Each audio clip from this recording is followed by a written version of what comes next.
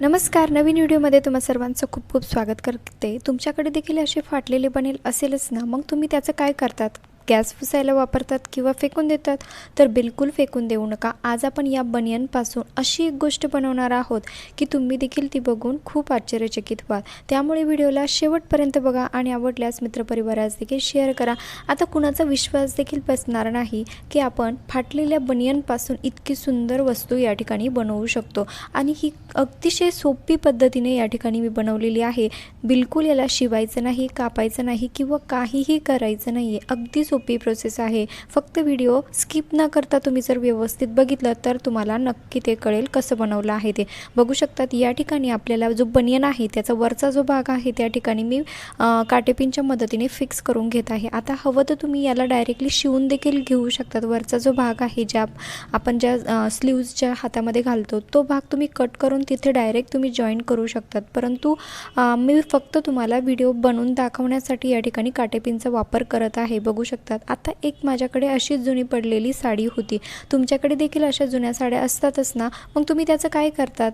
Please त्याला असं इकडे तिकडे टाकू नका. तुम्ही अशा जर साड्या तुमच्याकडे जर असतील तर तुम्ही अशा प्रकारे जर तुम्ही त्याचा वापर केला तर नक्कीच तुमच्या घरामध्ये याचा खूप मोठा फायदा होऊ शकतो. पैशाची बचत तर होतेच, परंतु तुमचे घर देखील खूप सुंदर आणि ऑर्गनाइज कसं ठेवायचं हे देखील तुम्हाला आयडिया येऊन जाईल. बघू शकता अशा प्रकारे मी जो वरचा जो भाग आहे बनियनचा पूर्ण या ठिकाणी पॅक करून घेतलेला आहे काटेपिनच्या मदतीने. हवं तर तुम्ही डायरेक्टली याला शिवून देखील घेऊ शकतात.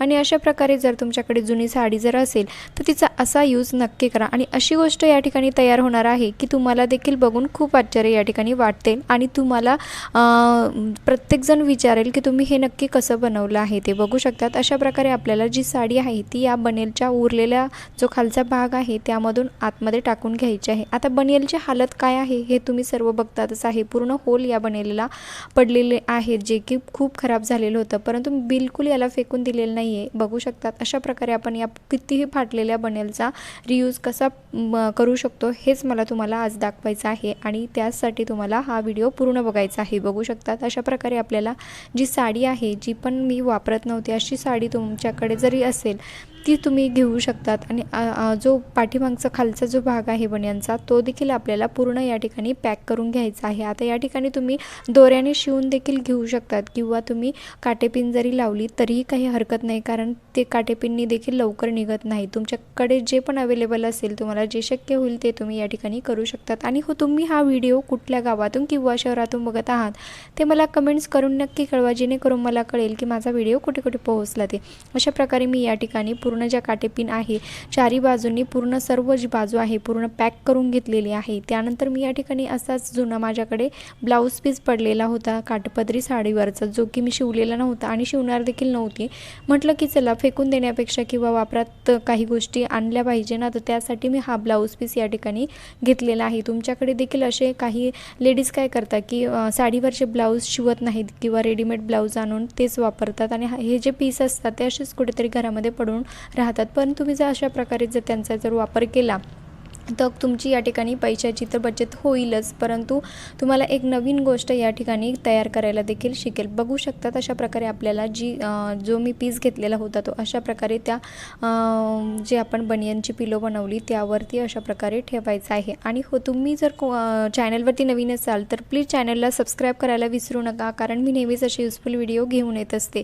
बघू शकतात अशा प्रकारे मी वरती देखील एक काटेपिन लावलेली आहे. त्यानंतर आपल्याला हा जो उरलेला भाग आहे तो असाच पाठीमागच्या साईडला घ्यायचा आहे आणि बिलकुल या ठिकाणी गोळा वगैरे होऊन द्यायचा नाही आहे. अगदी सोपी प्रोसेस आहे, कोणालाही कळेल. फक्त व्हिडिओमध्ये जसं सांगितलं आहे तसं जर तुम्ही केलं तर नक्कीच तुम्हाला व्यवस्थित ही प्रोसेस समजेल आणि करायला देखील खूप सोपं आहे. बिलकुल कुठे काटकट देखील करायचं नाही आहे किंवा शिवण्याची देखील गरज नाही. काटेपिनच्या मदतीने देखील तुम्ही हे अगदी आरामात या ठिकाणी बनवू शकतात.